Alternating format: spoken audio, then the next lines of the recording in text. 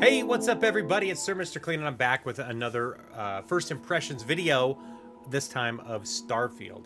And I didn't want to do an impressions video without putting in a significant amount of time. And I consider 25 hours in 5 days to be a significant amount of time, especially for me, someone with a full-time job and a family and all this stuff. So it's tough to get away for long periods of time to play games. But I figure 5 hours a day for 5 days is pretty good. As you can see, I am 1 day, 1 hour, and 1 minute into the game, which is 25 hours and 1 minute, level 16, and overall, I am thoroughly enjoying it. Let me go ahead and break it down for you a little bit and just give you my first impressions about lots of different things that I've come across in the game so far. First off, I want to tell you a little history about me and Bethesda games. My first Bethesda game was Morrowind. Way back in the late 90s, early 2000s. Played it on PC, didn't get very far in it, kind of put it down, didn't go back to it. Fallout 3 was my next Bethesda game on the Xbox 360, and man, I spent well over 100 hours in this game doing almost everything. I got all the DLC. I love that game. It's still probably one of my top 5 gaming experiences of my entire life. I since then have played Oblivion. I never beat Oblivion, but I got really close to the end. I put a ton of time into Oblivion. Skyrim, I played through 1.5 times. Fallout 4, I never completed, but got probably about halfway through it. Fallout Shelter, I've played. Elder Scrolls Online, I've played. Fallout 76, I've played. And Elder Scrolls Blades, I've played. And so Starfield is the game that I've been waiting for a while. So very excited to be hopping in on the game. There are plenty of things that I don't know about the game. Systems I may not know about yet. There might be things that I'm doing wrong because I haven't really looked up guides or anything on how to do stuff. I've done a very little bit of shipbuilding. I've done a very little bit of furnishing my home. I haven't done any base building yet. So there are mechanics and things in the game that I haven't done or that I might speak of, and I might speak of them wrong just because I haven't fully explored them, or I'm just doing it wrong, or I don't know how to do something a different way. I have noticed there are sometimes multiple ways to accomplish some of the same goals. So, like I said, I'm 25 hours in. I'm playing it on an Xbox Series S. I have the Game Pass version that I did the premium upgrade on. Therefore I could play it during the early access phase. So let's talk about character creation. So character creation, fairly standard. The actual character look and stuff, there's plenty of options. I think other games do it better. Obviously Baldur's Gate has a really in-depth character creation system. It's kind of staggering. So it's a little lacking, but it's serviceable and it's fine. And I made somebody who had a beard and looked similar to me. Perks and background. So you get to pick a kind of like a role or like a perk, a role that has different perks. So bounty hunter or explorer or different things like that. I picked one that was called File Not Found. So it has kind of the bare minimum, just real basic perks. It had a ballistics perk, it had a health perk, and a piloting perk. And so I figured, okay, that seems pretty well-rounded. I wasn't thinking about trying to go in there and specialize yet. I wanted to play a little more generalist, and so that's a good one I think to kind of start with. The really cool thing is that it has this background system where you pick a background. And I know all the Fallout games kind of have something like this, where you pick a religion or some sort of a faction that you're already hooked up with. But this one even has some funnier perks I thought were pretty funny. One of them was you have this follower, this person who adores you, this adoring fan that follows you around and gives you compliments all the time, and also gives you little presents and things like that. And he talks a lot. So I picked that one, which I thought was really cool. It would make some funny moments, and that felt good. I also took the Wanted. So I have these bounty hunters that show up every once in a while and just try to take me down. And you can, try to persuade it with them, or you just usually end up fighting them. I've had one encounter with them so far, and they wiped the floor with me. So it adds for another level of just kind of fun and unexpectedness in the game. And then I also picked something. It was I think it was like a freelancer faction, so I'm starting out as like a free somebody, which I'm actually working through some of the story quests of that right now, the faction quests of that right now. So that was pretty fun. Nothing major to say there. It was just fun. I had a lot of choices. I felt engaged, which was good. Next thing you'll notice right off the bat is you'll have some gunplay. So obviously this is a first person usually type game. You can go into third person. You can kind of do first person, close behind you, third person, or like far behind you, third person. But anyway, the gunplay feels good. It feels better than Fallout. I was happy about that. It's still not like, first person shooter first. If you really want to, like, it's not like Destiny, right? Destiny is a first person shooter game, so the gunplay is really, really solid. This is way better than a Bethesda game. Speaking of way better than a Bethesda game, this is also the most bug-free Bethesda game I've ever played. And I've heard other people saying similar things. I've had it crash on me twice in the 25 hours that I've been playing it on the Series S. And by the way, on the Series S, it runs great. I was super surprised actually that I didn't have more issues, but it actually runs great. Ships. So right off the bat, you're given a ship, and everything about the ship is super cool. Like getting into the ship, you can walk around your ship. Eventually, you're able to build and add on to your ship, and even create ships from scratch. And you have to, you can build them, but they're within parameters like power parameters and things like that. So there's just a lot you can do with the ship system. I don't know about all of it yet. I've only dealt with it in a very small way. I basically added extra cargo to my ships, and made sure and upgraded some engines and stuff like that to make sure that it would work with the added weight that I've added to my ship for the extra cargo. Ship battles are super fun. It very much reminds me of like a not No Man's Sky, but Elite Dangerous, where you can, if you have the right perk unlocked, you can target specific sections of the ships. And when you disable them, like if you disable the engine, then the ships can't move, and then you can go on board the ships and take out the people on the ships and then steal the ship if you want to. So very, very kind of exciting interactions that you can have. The first time I did that, it was super fun. It was super fun. I was like, this is badass, right? Navigation. Now, when you're actually flying to different planets and different systems, the navigation to me needs a little bit of an overhaul. It needs a little bit of work. It needs some more friendly things. Sometimes I found that I could fly directly from the ship cockpit. I could fly directly to some of the places I wanted to go to if I had a mission there. I was able to, you can hold X and then you'll automatically just go because you have a mission. If you don't have a mission though, I don't think that button shows up, and so you have to go into your star map and go through a couple menus to get to where you want to go. And then if you have to jump, you have to if you can't jump as far as you need to jump, you have to jump to the a closer system, and then you have to open up that menu again and find it and jump again. So it's a little hectic if you don't have a mission where you want to go. I thought that was a little odd. I feel like there could have been an easier way to do that. Like, hey, let's plot a course and then jump, just like in Elite Dangerous. And I can't remember. I think No Man's Sky might do something similar. It has been a while since I played No Man's Sky. Exploration is actually very similar to No Man's Sky. You land on a planet, you start scanning different things, whether it's flora or fauna, or resources. And once you scan this, you have to scan the same monsters or whatever, or aliens, multiple times, and then you will unlock it, or you'll say hey, it's 100% done. So you have to do it 8 times or something.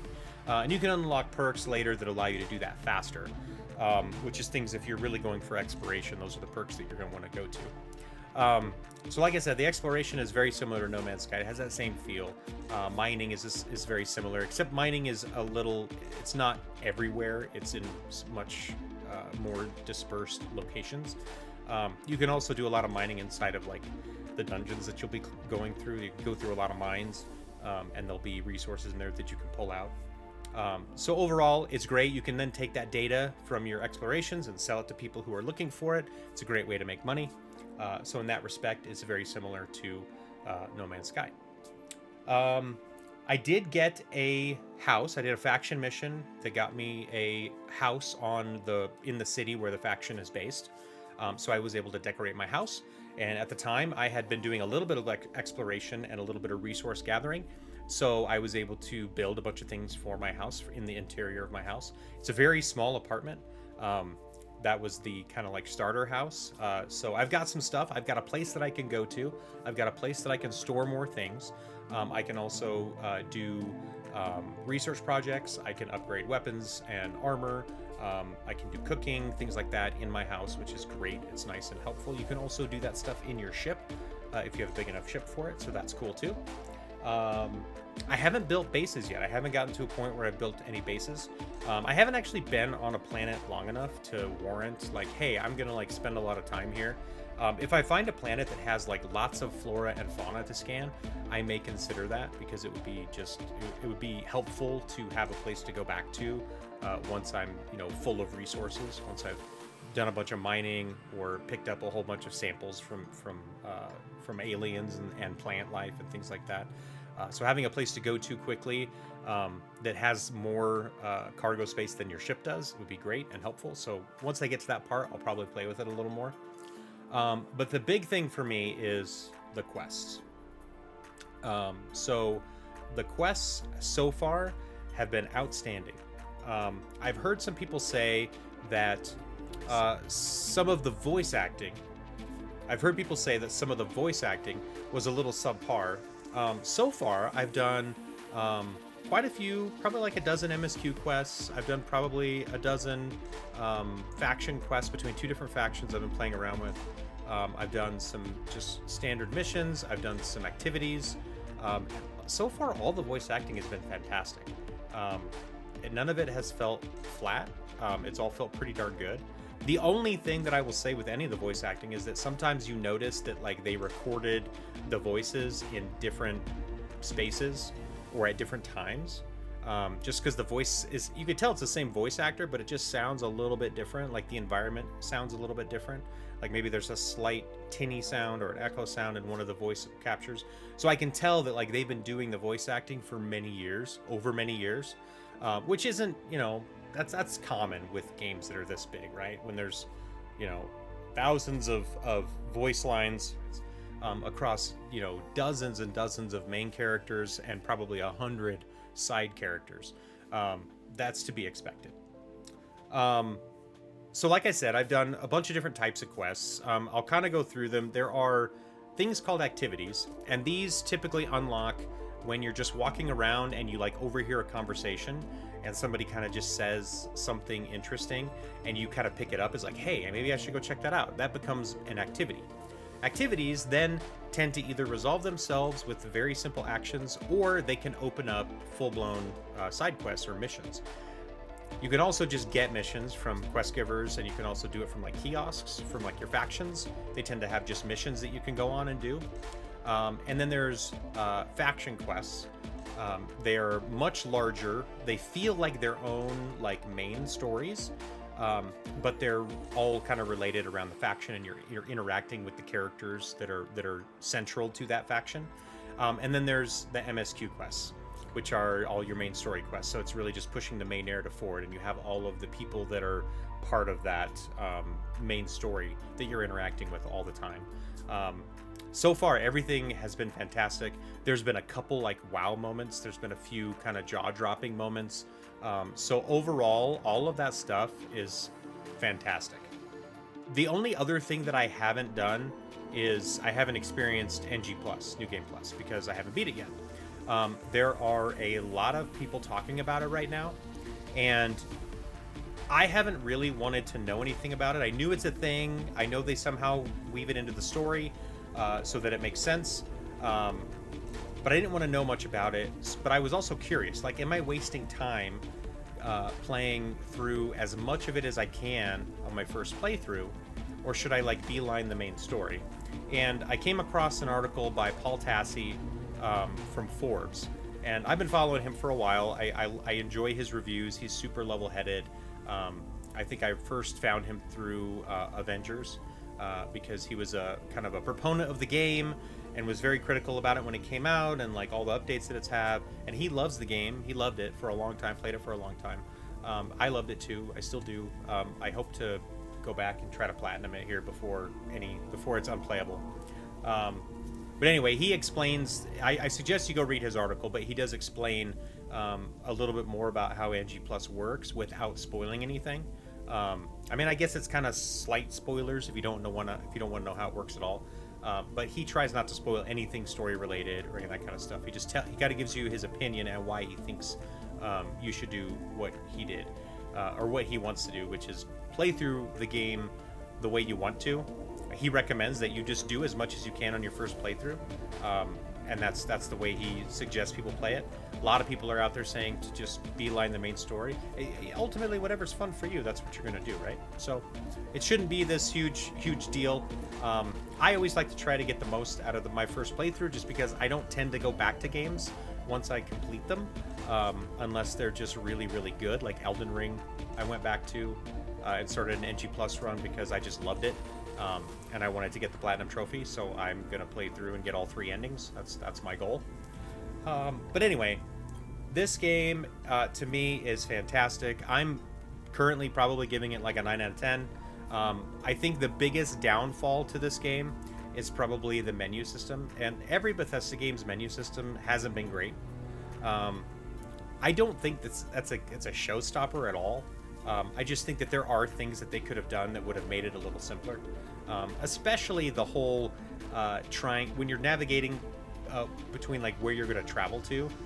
They really just could have taken some pages out of either Elite Dangerous or No Man's Sky for how you navigate that stuff. They did not have to just kind of go back to the drawing board and start over. It seems like nobody who designed that system played those games and took any of the good things from those games. I don't know why. That baffles me. But other than that, like, that's my biggest complaint, and I don't think there's really I haven't had any other complaint.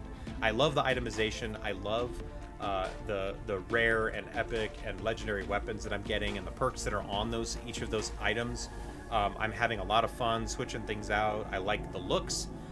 I hope at some point, if they don't already have it, I don't see it. I didn't see it in the game, but I hope there is like kind of a glamour thing where like I can take the perks from this item but use the look of this item. They just added that kind of stuff into Final Fantasy 16, so maybe they'll do it in this if it's not already in there. I didn't see it, so I'm assuming it's not in there.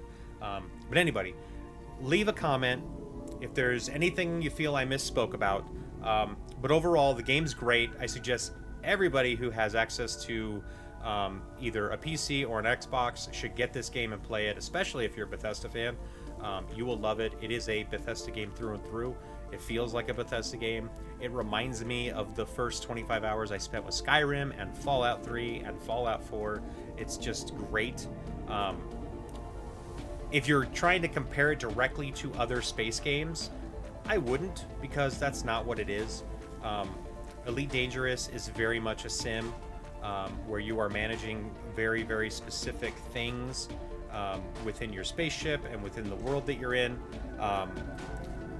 This is just, as soon as you discover something in this, you can fast travel to it at any time, which is a great quality of life. In fact, it's such a easy quality of life thing. I tend to even just do things manually. So like I will launch my ship sometimes.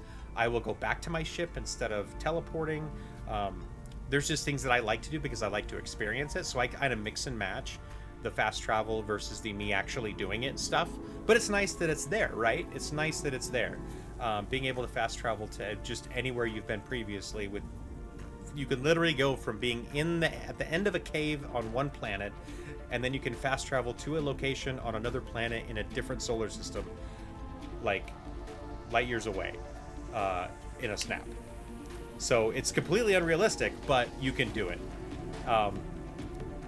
You don't have to manage like your fuel and all that stuff. Like you can't go certain distances without enough fuel, but you don't have to like refill. Like in Elite Dangerous, after you do a bunch of jumps, you have to like refuel, or you have to like get a solar scoop and fly around the sun for a minute and scoop and get your fuel back. There's just, you don't have to do any of that. So it's not a flight sim.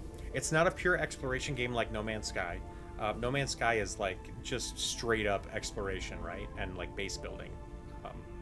That's what that is. So it's not that. It is a very story heavy game with a lot of cool space stuff built into it, I think. It really is kind of like Fallout in space, right? But yeah, that's probably all I should say. It's a great game. I'm loving it. You're doing yourself a disservice if you're going to sleep on it, because I think it's a great game, especially if you have Game Pass. It comes out, I think, tomorrow on Game Pass. So you have like either tomorrow or Wednesday.